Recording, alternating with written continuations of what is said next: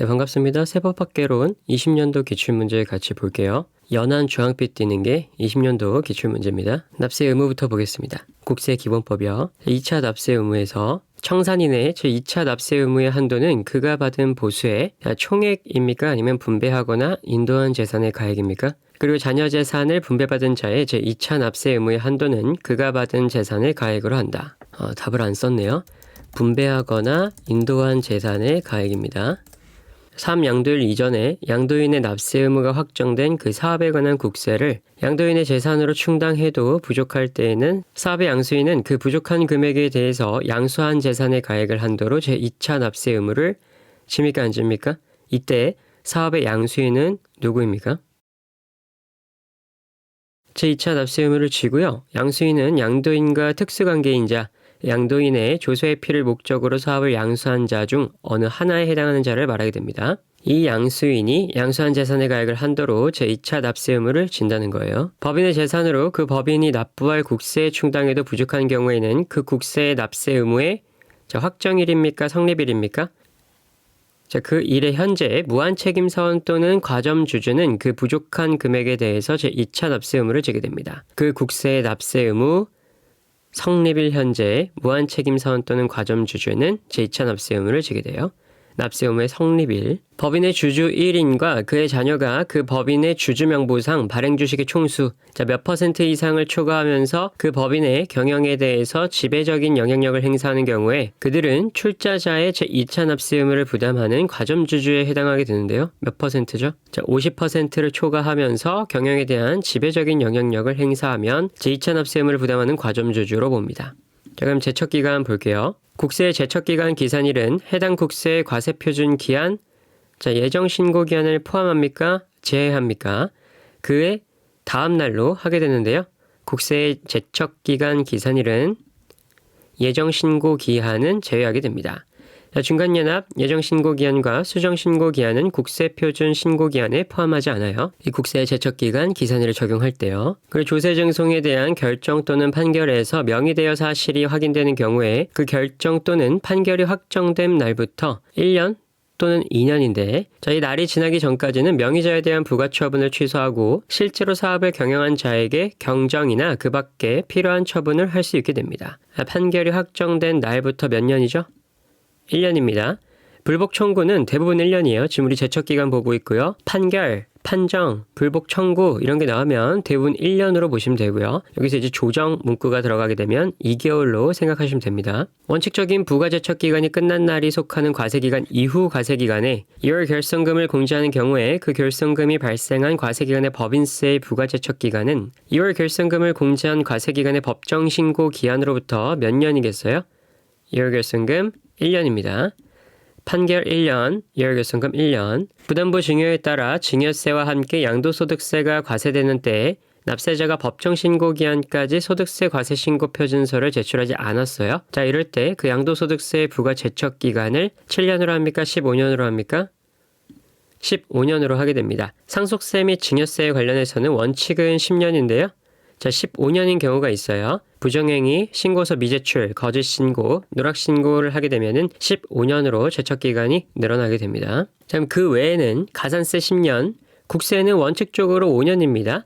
역외거래일 때 7년, 과세표준 신고서 미제출하면 7년이고 미제출한 게 역외거래라면 10년, 국세를 포탈하거나 부정으로 환급공제받은 경우에는 10년, 역외거래라면 15년입니다. 자, 다시 한번 살펴보면 국세는 원칙적으로 제척기간은 5년입니다. 근데 이게 역외거래라면 7년이고요. 과세표준 신고서를 미제출하면 기본적인 사항들은 7년으로 늘어나고 역외거래라면 10년 적용하게 됩니다. 근데 국세를 포탈하거나 부정으로 환급 공제를 받았다면 제척기간은 10년으로 늘어나게 되고요. 역외거래인 경우에는 15년이 됩니다. 제척기간 기산일은 보통 사유 발생 다음 날입니다. 그러나 종합부동산세 및 인지세는 성립한 날에 하고요. 공제, 면제, 비과세 등 의무 불이행 의무부행 사유로 징수할 때는 사유가 발생한 날로 하게 됩니다. 대부분은 사유 발생 다음 날로 하게 되는데 종합부동산세 및 인지세는 성립한 날, 그리고 또한 공제, 면제, 비과세 등 의무불이행의 사유로 징수할 때는 사유가 발생한 날에 제척기간 기산일로 하게 됩니다. 자, 정말 마지막으로 이건 외우기만 하면 끝나는 거기 때문에 한 번만 더 볼게요. 판결문 넣으면 몇 년? 1년. 조정단어 붙으면 2개월. 그 다음 2월 결손금은 1년. 그리고 부담부 증여에 따라 증여세와 함께 양도소득세가 과세되는 때,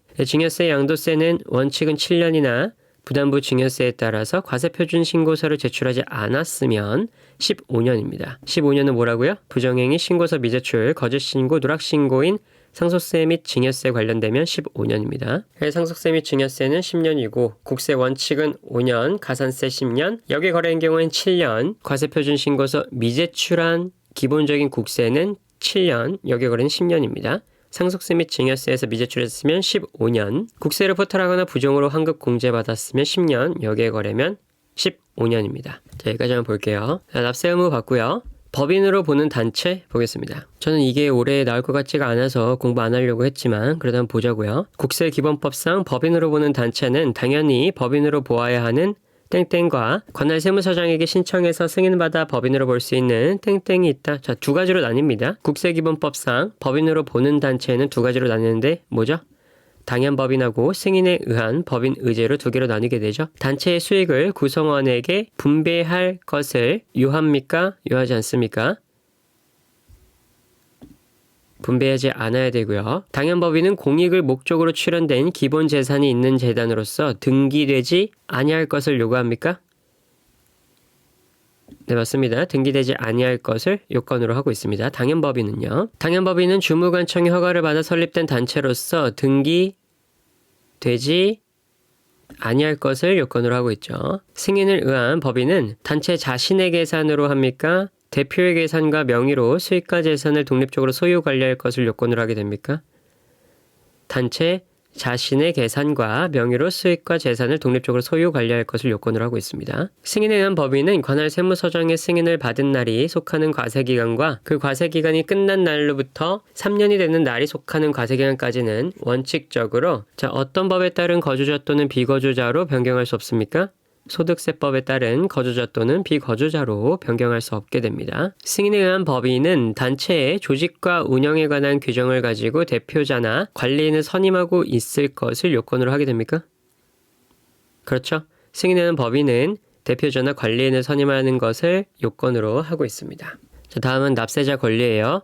제조사 금지 관해서 보겠습니다. 2개 이상의 과세기간과 관련해서 잘못이 있는 경우 같은 세목 및 같은 과세기간에 대해서 재조사할 수 있습니까? 없습니까? 재조사할 수 있습니다. 국세와 환급금의 결정을 위한 확인조사를 하는 경우에 같은 세목 및 같은 과세기간에 대해서 재조사할 수 있습니까? 없습니까? 확인조사, 재조사 가능합니다. 할 수 있어요. 세무공무원의 조사 행위가 실질적으로 납세자 등으로 하여금 질문에 답하고 검사를 수인하도록 함으로써 납세자의 영업의 자유 등에 영향을 미치는 경우에 현지 확인의 절차에 따른 것이더라도 재조사가 금지되는 세무조사에 해당한다고 볼 수 있어요?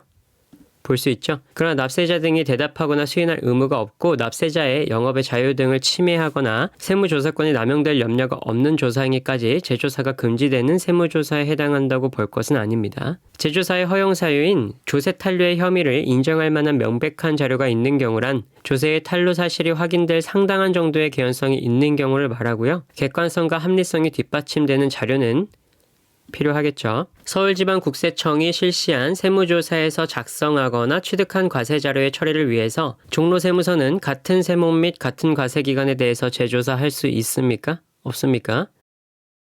할 수 없어요.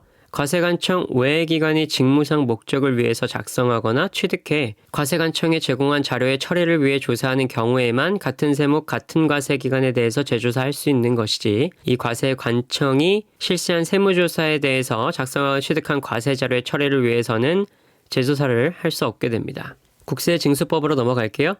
강제징수 이론에서 압류 관해서 보겠습니다. 자, 압류를 즉시 해제해야 하는 경우가 있고요. 해제할 수 있는 경우 두 가지로 나누는데 해제할 수 있는 걸 고르시오. 그런 문제들이 나오게 돼요. 기억, 니은, 디귿, 리을 해가지고요. 즉시 해제해야 하는 경우를 한번 볼게요. 압류와 관계되는 체납액의 전부가 납부 또는 충당됐을 때입니다. 국세부가의 전부를 취소한 경우, 체납액 전부를 징수한 경우, 강제 징수를 종료할 필요가 있는 경우에는 즉시 해제해야 되고요. 느낌 오셨죠? 해제할 수 있는 경우에는 전부가 아니라 일부겠죠? 압류 후 재산 가격이 변동해서 체납액 전액을 현저히 초과했을 때, 자, 이럴 때 즉시 해제해야 되는 게 아니라 해제할 수 있게 되는 겁니다. 재산 가격이 변동한 거예요. 그냥 팔렸다는 게 아니라요. 압류와 관계되는 체납액의 일부가 납부되거나 충당됐을 때 해제할 수 있고요. 국세부가의 일부가 취소됐을 때 해제할 수 있습니다. 체납자가 다른 재산을 제공해서 그 재산을 압류했을 때 해제할 수 있어요. 체납자가 다른 재산을 제공해서 그 재산을 압류했을 때 즉시 해제해야 된다고 볼 수도 있지만 해제할 수 있는 경우로 취급됩니다. 징수에 관해서 보겠습니다. 납부기한의 연장인데요. 납부고지서 또는 독촉장이 송달이 지연돼서 도달한 날에 이미 지정납부기한 등이 지난 경우에는 도달한 날부터 며칠이 지난 날을 지정납부기한 등으로 하게 됩니까? 자, 이것도 답이 안 써있는데 2주 14일이 지난 날을 지정납부기한 등으로 하게 됩니다. 국세, 지방세 또는 공과금의 체납으로 강제징수 또는 체납처분이 시작된 경우 관할 세무서장은 납부기한 전이라도 이미 납세 의무가 확정된 국세를 징수할 수 있습니까? 없습니까? 있게 됩니다. 납부기한 전 징수 6가지. 자, 여기 나와 있죠. 우리 봤었죠, 이때? 체납, 경매, 파산, 거래 정지, 처분, 해산, 포탈, 유령. 기억나시죠? 그래서 국세, 지방세 또는 공과금의 체납으로 강제징수 또는 체납처분이 시작된 경우에는 관할 세무서장은 납부기한 전이라도 이미 납세 의무가 확정된 국세를 징수할 수 있게 됩니다.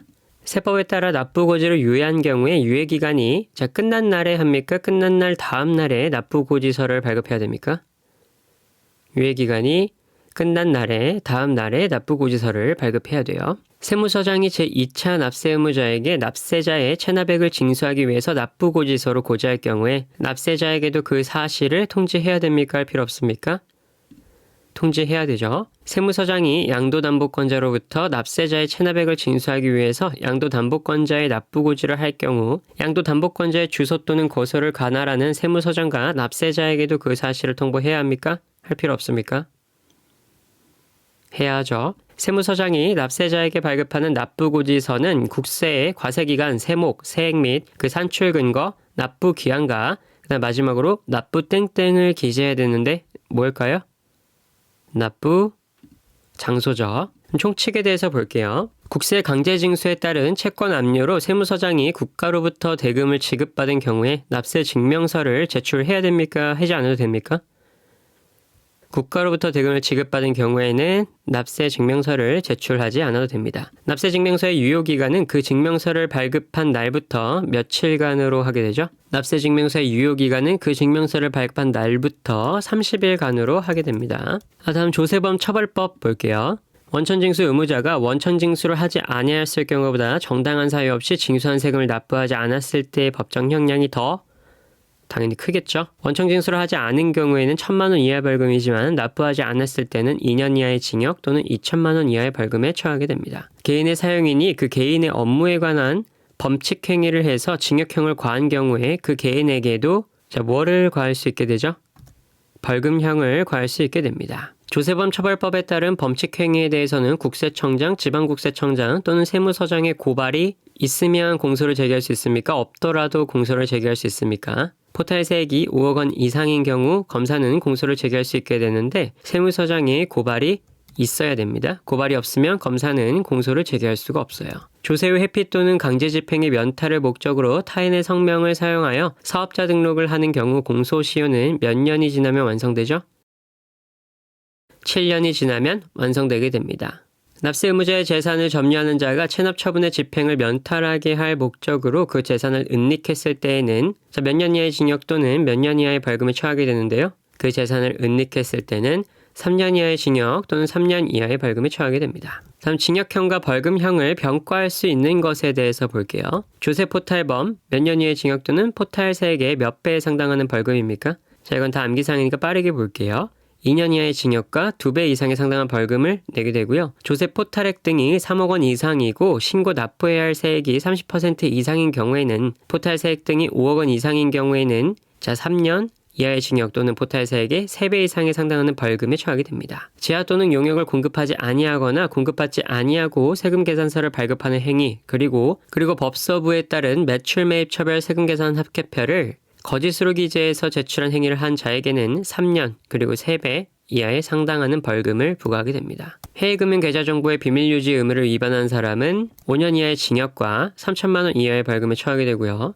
해외금융계좌 신고 의무자로서 신고기한 내에 신고하지 아니한 금액이나 과소신고한 금액이 50억 원을 초과하는 경우에는 2년 이하의 징역 또는 신고 위반 금액의 14%에서 20%에 상당하는 벌금에 처하게 됩니다. 50억 원을 초과하는 경우에 2년 이하의 징역이 되고요. 해외금융계좌 정보의 비밀유지 위반은 5년 3천만 원. 지하 또는 용역을 공급하지 않거나 공급받지 않은 상태에서 세금계산서를 발급하는 행위, 그리고 법서부에 따른 매출 매입 처벌 세금계산 합계표를 거짓으로 기재해서 제출하면 3년 이하의 징역, 3배 이하에 상당하는 벌금에 처하게 되고요. 조세 포탈액 등이 3억 원 이상이고 납부할 세액이 30% 이상인 경우, 그리고 포탈 세액 등이 5억 원 이상인 경우에는 똑같이 3년 3배입니다. 일반적인 조세 포탈범인 경우에는 2년 이하의 징역, 2배 이하에 상당하는 벌금에 처하게 되고요.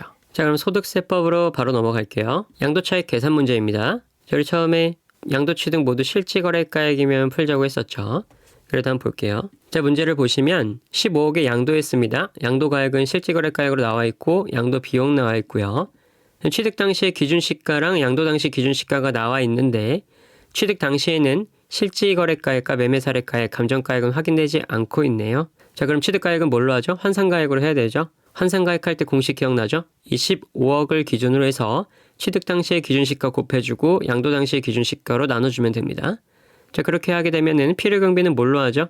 둘 중에 큰 걸로 하게 되는데 보통은 그냥 환산가액에서 필요경비 계산 공제 그 금액으로 하게 됩니다.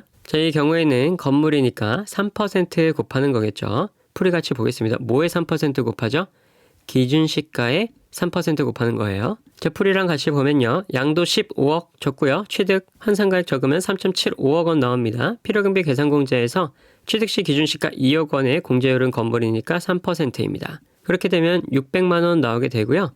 이 두 개를 더한 금액이 지금 양도비용 발생금액 그리고 소송비용 그리고 자본적 지출액 다 합해도 더 크죠? 그리고 이걸로 그냥 가게 됩니다. 그리고 고가주택이니까 일반적인 양도차익은 계산하게 되면 11억 1,900만 원이 나오게 되는데 고가주택이니까 계산을 해야겠죠? 개정된 사항이 있습니다. 12억으로 개정됐어요. 15억에 12억 빼고 그 다음에 양도가액인 15억과 나눠줬죠? 그러면 2억 2,380만 원이 양도차익이 되고요. 여기서 이제 뭐 해주죠? 장기보유 특별공제 해주죠. 지금 보면 보유랑 거주랑 각각 나눴습니다. 우리 한도는 언제까지? 40%까지 10년까지요. 그러니까 1년당 4%입니다. 그래서 보면 보유기간은 11년, 한도가 넘었어요. 40% 잡아주고요. 거주기간은 8년, 48에 32%에서 총 72%가 장기보유 특별 공제로 들어갈 수 있겠죠. 그래서 2억 2,380만 원에 0.72 곱한 금액 1억 6,113만 6천 원을 장기보유 특별 공제로 한 다음에 마지막으로 양도소득 금액 6,266만 4천 원 나오게 됩니다. 할만하시나요? 할만하시면 시험 때 한번 풀어보세요. 사업소득 볼게요. 사업소득상 비과세소득 보겠습니다. 이거 대표적이죠? 이 정도는 다 암기를 하고 있겠죠, 다들? 논밭을 작물 생산을 이용함으로써 발생하는 소득은 얼마까지 비과세소득이죠? 무제한이죠. 작물 재배업에서 발생하는 소득으로서 해당 과세기간의 수익금액의 합계액이 몇억 원 이하인 것은 비과세인데 10억 원 이하인 것은 비과세입니다. 한 개의 주택을 소유하는 자의 주택임대소득은 과세합니까? 비과세소득합니까? 비과세죠. 농어민이 부업으로 경영하는 축산, 민박, 음식물 판매 등은 소득금액의 합계액이 연 몇천만 원 이하인 소득은 비과세 소득으로 하죠. 3천만 원 이하인 소득은 비과세 소득으로 합니다. 전통주 나오면 뭐가 포인트죠? 수도권 밖에서 제조해야 되고 연 합계액이 1,200만 원 이하여야 되죠. 그리고 조림기간이 몇 년 이상인 임지의 임목이어야 됩니까? 그리고 연소득은 몇 천만 원 이하여야 됩니까? 조림기간이 5년 이상이어야 되고요. 소득금액은 600만 원 이하인 금액으로 해야 됩니다. 연근해업과 내수면허업에서 발생하는 소득으로서 해당 과세기간의 소득금액이 합계액이 얼마 이하인 소득은 비과세 소득으로 하죠. 연금 회업과 내수면 어업에서는 5천만 원 이하인 소득입니다. 등록 임대주택의 임대사업에서 발생하는 사업소득 금액은 총수익 금액에서 필요경비 60%를 차감한 금액으로 하되 분리과세 주택 임대소득을 제외한 해당 과세기간의 종합소득 금액이 2천만 원 이하인 경우에는 추가로 얼마를 차감한 금액으로 하죠? 400만 원이었죠. 분리과세 임대소득의 경우 필요경비는 50%입니다. 종합소득 금액이 2천만 원 이하인 경우에는 추가로 200만 원을 차감한 금액으로 하게 되고요. 자, 등록임대주택의 임대사업과 분리과세 주택 임대소득은 각각 달라요. 차이가 있습니다. 등록해서 계산하게 되면은 필요경비는 60%에 추가로 400만 원을 차감한 금액으로 계산하게 되고요.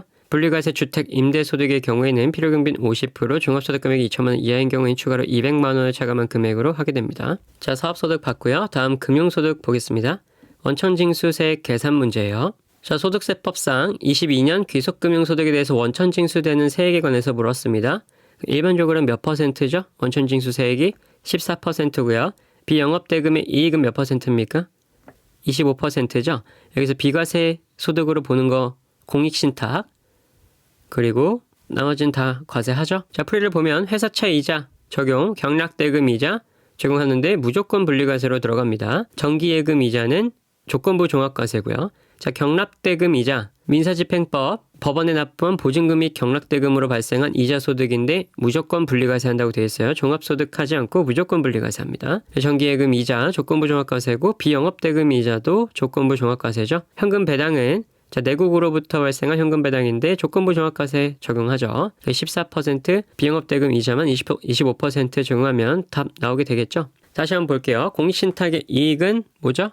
비과세고 회사채 이자는 조건부 종합과세고 보증금 및 경락대금에서 발생한 이자는 무조건 분리과세고요.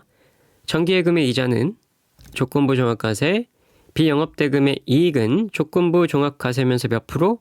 25% 원천징수. 내국법인으로부터 받은 현금 배당은 조건부 종합과세 14%입니다. 자, 다음은 근로연금 기타소득 볼게요. 연금소득부터 보겠습니다. 공적연금소득의 수입 시기는 공적연금 관련법에 따라서 연금을 지급받기로 한 날로 합니까? 수령한 날로 합니까? 지급받기로 한 날로 하죠. 자, 그 위에 연금계좌에서 받은 연금소득은 연금을 수령한 날이 수입시기이며 그 밖의 연금소득의 경우에는 연금을 지급받은 날이 수입시기로 합니다. 공적연금 소득의 수입시기는 공적연금 관련법에 따라 연금을 지급받기로 한 날로 하는 거고요. 기타소득 볼게요. 원천징수 계산이네요. 기타소득에서도 20년도 조금 그랬네요. 그쵸? 볼게요. 22년 귀속소득 관련 자료인데요. 종합소득에 합산되는 소득금액에 대해서 원천징수된 소득 세액에 대해서 물었고요. 계약의 위약으로 인해서 받은 위약금 중 주택입주 지체상금 나와 있는데 1,000만 원입니다. 필요경비 얼마였죠? 기억나세요? 80%였죠? 그리고 영업권을 기계장치 함께 양도함에 따라 받은 대가 500만 원의 필요경비는요? 60%였죠. 네, 공익사업과 관련해서 지상권을 설정함으로써 받는 소득은 기타 소득으로 갔습니까? 비과세했을까요? 기타 소득으로 보죠. 필요경비는요? 60%입니다. 부동산 매매계약의 해약으로 계약금이 위약금으로 대체됐네요. 기타 소득으로 봅니까? 봅니다. 필요경비는요? 있어요? 없어요. 한번 볼게요. 자, 주택입주 지체상금은 필요경비 80%에서 원천징수 20%입니다. 기타 소득은 대부분 원천징수는 20%고요. 계약금에서 위약금으로 옮겨졌다면 필요경비는 없고요. 원천징수도 하지 않아요. 그냥 기타 소득 금액에 들어갑니다. 자, 그렇게 계산하게 되면은 지체상금은 200만 원, 영업권 양도는 200만 원, 지상권 설정으로서 발생한 소득은 120만 원이죠. 그러면서 계약금이 위약금으로 된 금액 1,200만 원까지 더해서 종합과세되는 소득 금액은 1,720만 원이 되고요. 원천징수 세액은 104만 원이 되겠네요. 기타 소득 분리과세 얼마까지 가능하죠? 연 300만 원 이하인 기타 소득은 분리과세 가능하게 되고요. 자, 근로소득 넘어갈게요. 휴업급여는 비과세 소득입니까? 과세 소득입니까? 그리고 육아휴직급여는 비과세예요? 과세예요? 둘 다 비과세 소득이죠. 교육비 세액공제에 대해서 보겠습니다. 교육비 세액공제 공제세율 몇 퍼센트입니까? 15%죠. 배우자에 대한 대학원 수업료는 공제 대상이에요? 대학원까지는 공제하지 않죠. 고등학생 이하 1인 교육비 한도는 얼마죠? 고등학생 이하는 300만 원이죠. 대학생은 그럼 얼마죠? 900만 원이에요. 급식비는 땡땡인 경우에만 해당하게 되는데 자, 누구인 경우에만 교육비 세액공제에 포함합니까? 미취학 아동, 초등학교 취학 전 아동의 경우에만 급식비는 공제됩니다. 교복구입 비용 한도는 얼마죠? 50만 원이고요. 중고등학생만 해당하게 됩니다. 체험학습비의 한도는 초중 고등학생만 해당하는데 연 30만 원의 한도로 적용되고요. 방과 후 수업료 및 특별활동비와는 혼동하면 안 됩니다. 방과 후 수업료랑 특별활동비는 한도가 없어요. 그 한도가 없다는 말이 특별한 한도가 없다는 거지. 이 대학생, 고등학생 이하 1인 교육비 한도는 있죠. 딱 여기까지만 적용된다 그 말입니다. 자, 그럼 퇴직소득세 계산 볼게요. 자, 패스하기로 했었는데 그래도 좀 할만한 것들이 있으니까 가져왔어요. 자, 대표이사 퇴직소득 금액 구하는 거죠. 보통 대표이사가 나오겠죠. 직원이 안 나오고. 그럼 대표이사 계산할 때 포인트가 뭐죠? 해당 연도가 딱 포인트입니다. 기억나세요? 19년 12월 31일이 포인트로 돼서 이전과 이후로 나뉘게 돼요. 자, 19년 12월 31일 기준으로 이전 3년, 이후 3년의 연평균 환산액을 알고 있으면 다 끝난 겁니다. 풀이랑 같이 볼게요. 자, 그렇게 되면 17년 1월 1일에서 19년 12월 31일까지의 금액이 9천만 원이죠. 이 9천만 원 곱하기 10% 해주죠. 10% 한 다음에 근무 연도, 19년 12월 31일까지의 근무 연도는 4년이죠. 16년 1월 1일부터였으니까 곱하기 4 한 다음에 거기에 또 얼마 곱해주죠? 곱하기 3 해주죠. 19년도 12월 31일 이전에는 3배, 이후에는 몇 배죠? 2배죠. 그럼 자, 이후로 계산해보면 20년 1월 1일에서 22년 12월 31일까지가 기준이 되겠죠? 그러면 1억 1천만 원 기준으로 해서 몇 퍼센트 곱한다고요? 10% 곱하고 시작한다고요? 10% 곱한 다음에 근무기간 20년, 21년, 22년, 3년이죠.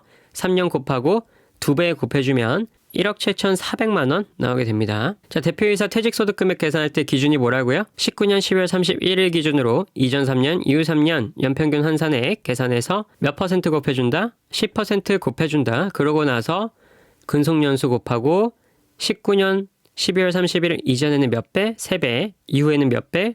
2배 곱해준다. 자, 다 됐습니다. 소득금액 계산의 특례 볼게요. 부당행위 계산에 부인 규정이 적용되는 종합소득은 출자 공동사업자의 손익분배 비율에 해당하는 땡땡 소득 그리고 사업소득 또는 기타 소득이 해당하게 되는데 부당행위 계산에 부인 규정이 되는 종합소득은 무슨 소득이죠? 배당소득과 사업소득과 기타 소득이 해당됩니다. 배당소득, 사업소득, 기타 소득이요. 사업소득이 발생하는 사업을 공동으로 경영하고 그 손익을 분배하는 공동사업자의 경우에는 해당 사업을 경영하는 장소인 공동사업장을 1거주자로 보아서 공동사업장별로 그 소득 금액을 계산해야 됩니까? 맞죠? 공동으로 경영하면서 그 손익을 분배하는 경우에는 공동사업장을 1거주자로 보아서 공동사업장별로 그 소득금액을 계산해야 됩니다. 사업자가 비치 기록한 장부에 의해서 해당 과세기간에 사업소득금액을 계산할 때 발생한 결손금은 그 과세기간에 종합소득 과세표준을 계산할 때 어떤 순서로 공제하죠? 유명하죠 이거? 근현기입의 순으로 공제하게 됩니다. 자, 소득세까지 봤고요. 법인세법 이어서 볼게요. 송금의 범위입니다. 지급이자가 송금 부인되는 채권자 불분명한 사채 이자에는 거래일 현재 주민등록표에 의해서 그 거주사실 등이 확인된 채권자가 차입금을 변제받은 후 소재 불명이 된 경우에 차입금에 대한 이자를 제외하게 됩니다. 자산의 취득가 평가 볼게요. 보험업법이나 그 밖의 법률에 따른 유무형자산의 평가 이익입니까 손실입니까? 그리고 입금입니까 송금입니까? 자, 그걸로 인정하는 것이며 보험업법이나 그 밖의 법률에 따른 유무형자산의 평가 이익 또는 손실인데 자, 이 평가는 인정하지 않습니다.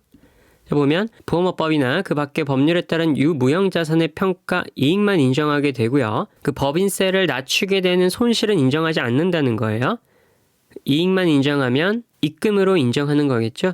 보험업법이나 그 밖의 법률에 따른 유무형자산의 손실은 인정하지 않습니다. 재고자산 평가액 계산입니다. 재고자산 평가액 계산할 때 포인트는 뭐죠? 선입선출법보다 크냐 작냐를 두고 보는 거예요. 그리고서 또 포인트는 무신고였냐 임의변경이냐를 보는 거죠. 자, 지금 22년 10월 5일에 변경했네요. 자, 이런 뭐죠? 임의변경이죠. 언제까지 해야 되죠? 22년 3월 31일 이전에 했어야 되죠. 풀이를 보면요. 자, 이렇게 제품 BS 그려놓고 세법상 얼마인지 적어놓으면 되겠죠. 원재료는 무신고니까 선입선출법 적용했고요. 제품과 제공품은 둘 다 임의 변경에 해당합니다. 저장품은 계산착오니까 30만 원만 빼주면 되겠죠. 총평균법으로 그냥 입력하시면 됩니다. 다 더하면 1970만 원 나오게 돼요. 세무조정과 소득처분에 관해서 볼게요. 내국법인이 국세기본법상 수정신고 기한 내에 매출 누락, 가공경비 등 부당하게 사회 유출된 금액을 회수하고 세무조정으로 입금에 산입해서 신고하는 경우에는 뭐로 소득처분하게 되죠? 사회 유출된 금액을 회수해서 세무조정으로 입금에 산입한 경우에 유보로 처분하게 되겠죠. 자, 이어서 법인세법 합병 및 분할에 관해서 보겠습니다. 적격 합병의 경우 피합병법인이 합병법인으로부터 받은 양도가액을 피합병법인의 합병등기일 현재 순자산장부가액으로 보아서 양도손익이 없는 것으로 할 수 있습니까? 없습니까? 할 수 있죠. 적격 합병의 경우에 합병법인이 승계한 피합병법인의 결성금은 피합병법인으로부터 승계받은 사업에서 발생한 소득금액의 범위에서 적용합니까? 모든 소득 범위에서 합병법인의 각 사업연도의 과세표준을 계산할 때 공제하게 됩니까? 승계받은 사업에서 발생한 소득 범위에 한해서 승계받은 결성금을 공제할 수 있죠. 과거 이렇게 망한 기업들 결성금 구매하는 게 성행했어서 이렇게 바뀐 것 같아요. 적격 합병의 경우에 합병법인은 피합병법인의 자산을 장부가액으로 양도받은 것으로 하죠. 시가로 양도받은 것으로 하죠. 이 경우에 장부가액과 시가의 차액을 법령으로 정하는 바에 따라 자산별로 계상을 해야 되는데 적격 합병의 경우에는 피합병법인의 자산을 장부가액으로 양도받은 것으로 합니다.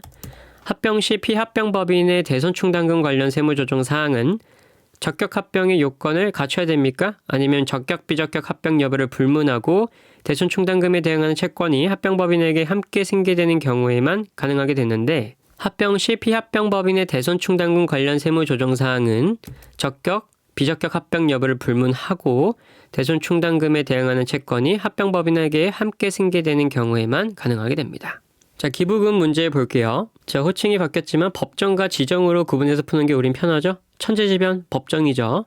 그 다음에 사립학교법에 따라서 병원의 시설로 지출하는 기부금인데 사립학교법에 따른 병원의 시설비 법정이에요? 지정이에요? 법정입니다. 종교단체에 지출한 기부금은 지정이죠. 새마을금고에 지출한 기부금은 비지정이고요. 풀이랑 같이 볼게요. 기부금 계산할 때 순서를 보겠습니다. 자, 법정인지 지정인지 나눠놔요. 그리고 기준금액을 먼저 계산해 줍니다. 기준금액은 어떻게 계산하죠? 차가감 소득금액에서 기부금을 더해주죠. 차가감 소득금액은 뭐예요? 조정 후 소득금액인데 이 조정 후 소득금액은 전기 이전 기부금 한도 초과액과 2월 송금 산입과 단기 기부금 관련 세무조정만을 제외한 모든 세무조정이 이루어진 상태라고 하네요. 단기 손익에서 세무조정이 다 이루어져 있어요. 뭐만 제외하고요? 단기 기부금 관련 세무조정만을 제외하고요. 그럼 뭐죠? 비지정만 더해주면 되겠죠. 그럼 9,700만 원에 비지정 300만 원 더해준 금액과 그 다음에 기부금 더한 금액 1억 2,800만 원이 기준금액이 됩니다. 자, 1억 2,800만 원을 기준으로 해서 이제 기준금액을 계산하게 되는데 뭘 빼줘야 되죠? 2월 결성금을 빼줘야 되죠. 2월 결성금 있어요? 8천만 원 있네요. 근데 한도가 있죠?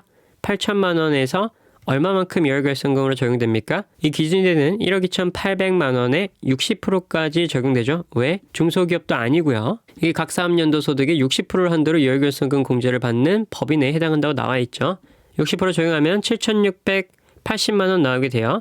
그래서 1억 2,800만 원에 7,680만 원 빼면 5,120만 원 나오게 됩니다. 우린 이걸 기준으로 해서 기부금 한도 초과액을 계산할 거예요. 기부금 시부인 그럼 해볼게요. 법정은 50%까지 해줍니다. 지정은요 10%까지 해주죠. 그럼 51.2에 0.5 곱한 25.6이 적용된다는 거고요. 법정 기부금에 대해서 2월 잔액 있습니까? 200만 원 있네요. 이것부터 먼저 적용해주죠. 2월 잔액 200만 원 송금 산입 기타 처분 해주고요. 그 다음에 남은 금액 2,360만 원을 이 1,800만 원과 해주는 거죠. 1,800만 빼도 한도 초과된 금액 없죠. 그럼 지정 기부금은 5,120만 원에 법정 기부금 사용한 1,800만 원에 2월 된 거 200만 원까지 쓴 2천만 원 뺀 금액의 10%죠. 그러면 312만 원 나옵니다. 그럼 지정에서는 2월 된 게 100만 원 있네요. 100만 원 송금 산입 기타 처분하고요. 그럼 312만 원인데 지정은 1,000만 원이잖아요. 자, 얼마가 그럼 송금불산입 되겠어요? 788만 원이 송금불산입 기타 사유 유출로 소득 처분하게 됩니다. 그럼 각사소 금액 계산하면 차가감 소득 금액이 얼마였죠? 차가감 소득 금액은 1억이었어요. 자, 이것부터 어렵습니다. 각사소 계산할 때 1억 2,800 넣을 거예요? 1억 넣을 거예요? 아니면 5,120만 원 넣을 거예요? 문제 풀 때 쉽지 않습니다. 이거 골라내기가. 자, 차가감 소득 금액을 넣고 1억을 기준으로 해서 송금 산입된 거 빼주겠죠. 그 다음에 송금 불산입된 거 더해줘서 1억 488만 원이 각 사업연도 소득금액이 되겠습니다. 푸실 겁니까? 전 안 풀 겁니다. 그럼 접대비 볼까요, 우리? 접대비 세무조정하는데 포인트 있죠? 같이 한번 볼게요. 계산식은 둘째로 친다 하더라도 접대비 판매와 관리비에 4천만 원 계산되어 있습니다. 이거 적용되죠? 접대비 중에 70만 원 증거 자료가 누락됐네요. 이거 등록합니까? 송금 불산입 누구로? 대표자 상여로 처분하죠. 30만 원은 영수증을 수취했는데 증빙 자료가 미흡하죠. 그럼 30만 원은 송금 불산입 기사 처분하게 되죠. 자, 그리고 접대비 관련 부가치 매입세액이 포함되어 있다고 합니다. 매입세액 추가해주죠. 그럼 4,100만 원 돼 있고요. 판매비와 관리비 항목에 복리시설비 종업원이 조직한 법인의 단체에 지출한 금액 300만 원 포함됐다. 이것도 접대비에 포함하죠. 그럼 총 접대비는 얼마예요? 4,400만 원입니다. 자, 그러면 이제 한도를 초과했는지 안 했는지 계산을 해봐야겠죠. 그럼 풀이랑 같이 볼게요. 접대비 해당액은 4,300만 원까지 우리는 계산을 해놨고요. 한도 계산하는데 중소기업이 아닌 경우에는 몇 퍼센트가 기본이죠? 적용되는 게 1,200만 원이죠. 중소기업은 3,600만 원이었고요. 정말 치사한 게 좀 그냥 내주면 되지 1년으로.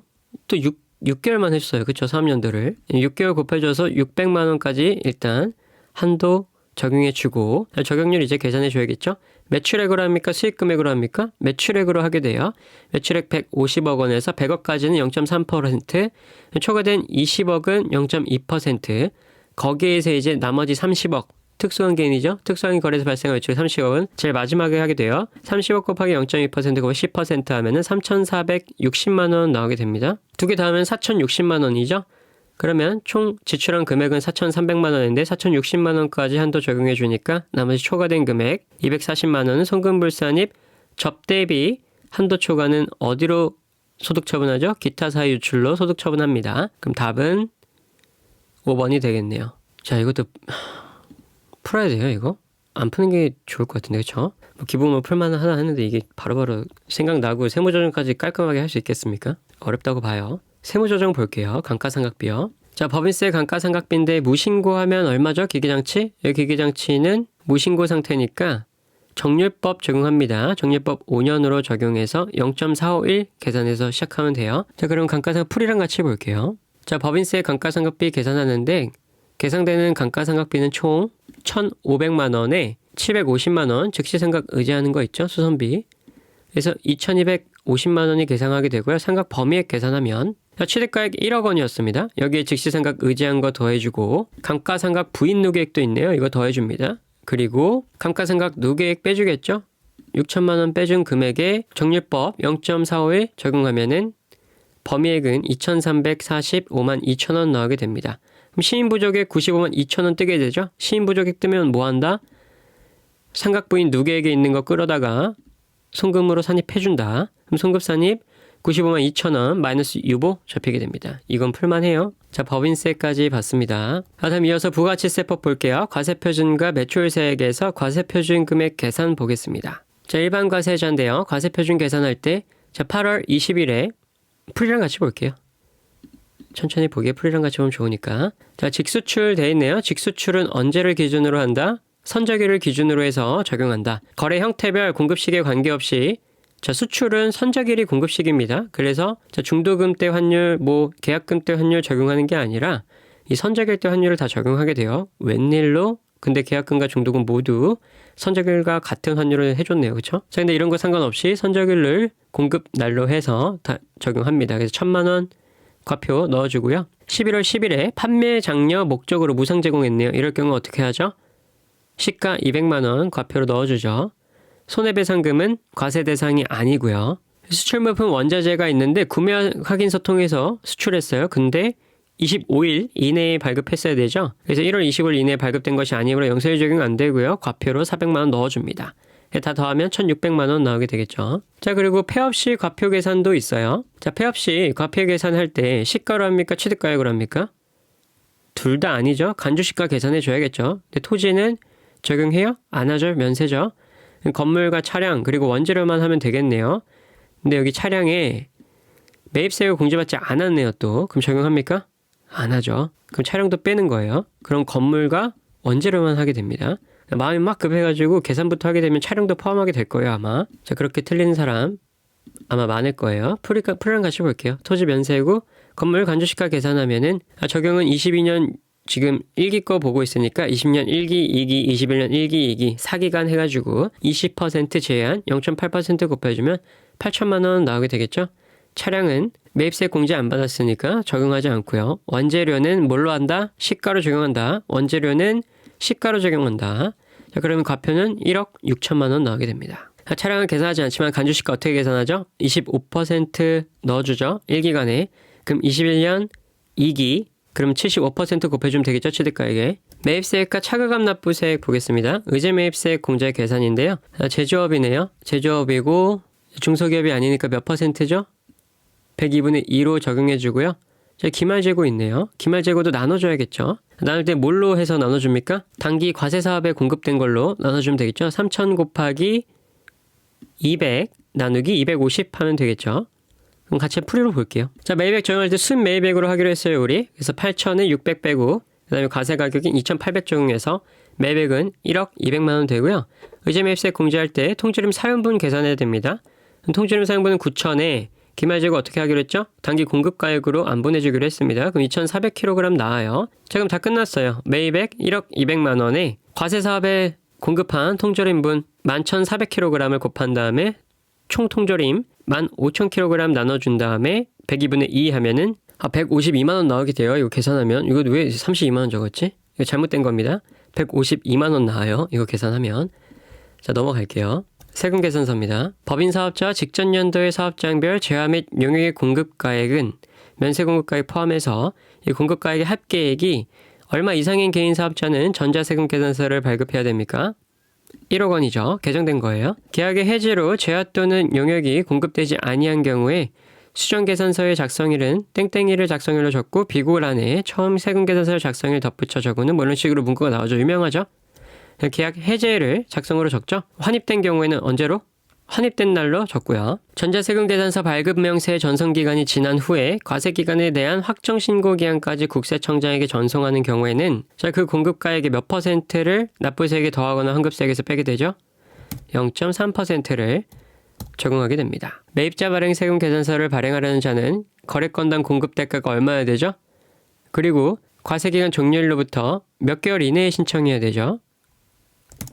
10만 원이고 6개월 이내에 세무서장에게 거래사실 확인을 신청하면 됩니다. 뭐가요? 매입자 발행 세금 계산서를 발행하려면 공급대가가 10만 원 이상이어야 되고요. 6개월 이내에 이제 세무서장에게 거래사실 확인을 신청해야 되는 거예요. 뭐로부터 6개월 이내에?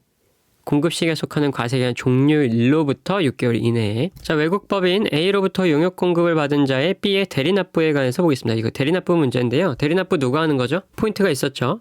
한번 볼게요. 자, A로부터 용역 대금을 공급받은 B는 공급받은 용역 매입세액 공제 대상입니다. 자, 이게 매입세액 공제 대상인지 아닌지가 또 포인트가 되는 거죠. 매입세액 공제 대상이면서 과세사업을 하는 사람은 대리납부 의무가 없죠.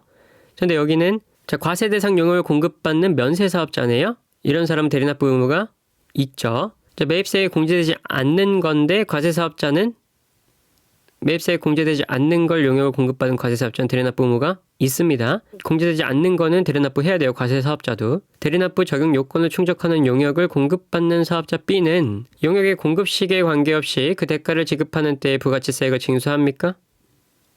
그렇죠. 자, 대리납부까지 봤고요. 제어의 수출 보겠습니다. 관세법에 따른 수입신고 수리 전의 물품으로서 보세구역에 보관하는 물품에 외국으로서의 반출은 제어의 수출에 해당합니까? 해당하지 않습니까? 자, 수입신고 수리 전의 물품이 보세구역에 보관하는 물품에 있었습니다. 근데 이거를 외국으로 반출했어요. 제어의 수출에 해당합니다. 물품 등을 무환으로 수출해서 해당 물품이 판매된 범위에서 대금을 결제하는 계약에 의한 수출은 제어의 수출에 해당합니까? 해당하지 않습니까? 판매된 범위에서 대금을 결제하는 계약에 의한 수출은 제어의 수출에 해당합니다.